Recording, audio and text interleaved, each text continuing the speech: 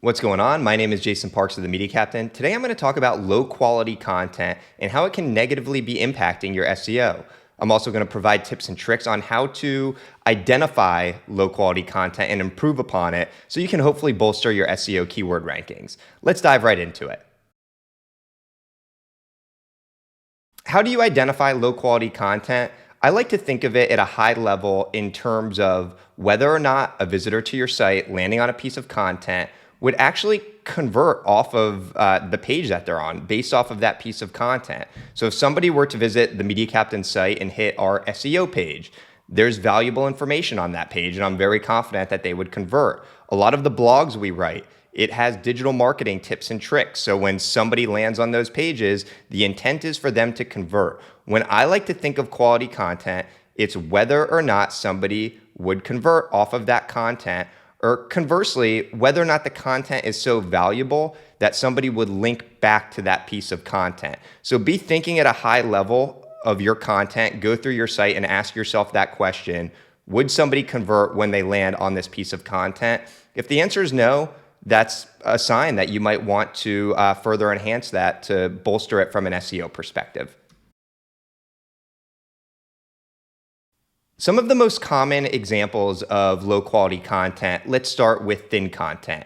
That's when content is low in word count and doesn't have a lot of substance. So we see thin content a lot when it comes to blogs. People have this notion that fresh content on their website is going to help their SEO keyword rankings. That is one of the biggest misconceptions in SEO.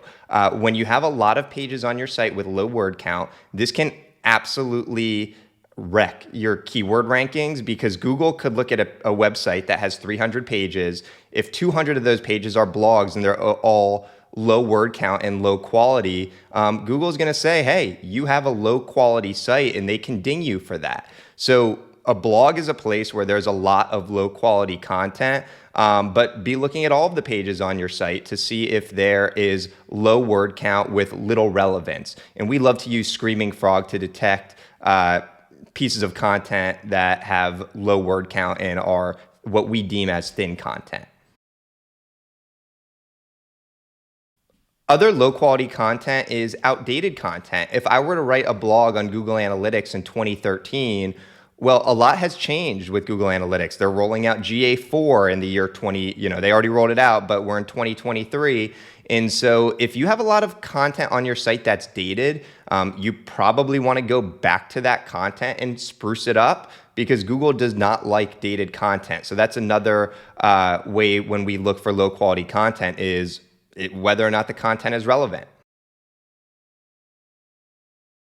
Another type of low quality content is when it's off topic. So for the Media Captain, our agency, I'm a huge sports fan. When I first started the company in 2010, I was writing about a bunch of sports media related news and information. And we're not a sports media site. We're a marketing agency. And so the content was not relevant. So when you're blogging, and when you're just writing content for your site, you want to make sure that it is not off topic. And so again, there's thin content, there's off topic content, and there is outdated content. Those are three things that we look for when identifying low quality content.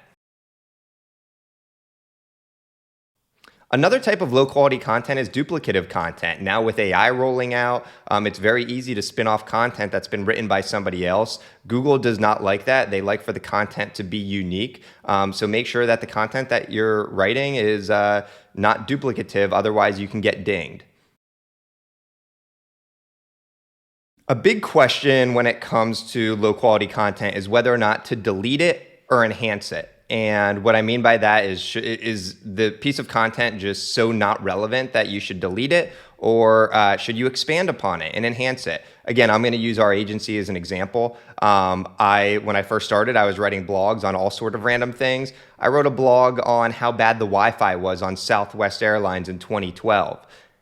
There's no reason for me to expand on that because it's off topic. So that was one that I decided to delete. But going back to the example of Google Analytics goal tracking, when I wrote that several years ago, it was dated. it still has relevance today if I were to enhance it. So that's when I would enhance the content. So rather than just deleting hundreds of blogs or pieces of content from your site, go through and try to enhance the ones that have relevance and delete the ones that do not. Hopefully this gave you a good high-level overview on low-quality content, how to identify it, and how to improve upon it. Another tip is just go into your Google Analytics, look at pages that have the highest bounce rate, and this is a great place to start to improve on low-quality content because clearly something needs to be enhanced there. I'm Jason Parks with The Media Captain. You can always find me at themediacaptain.com. Thanks so much.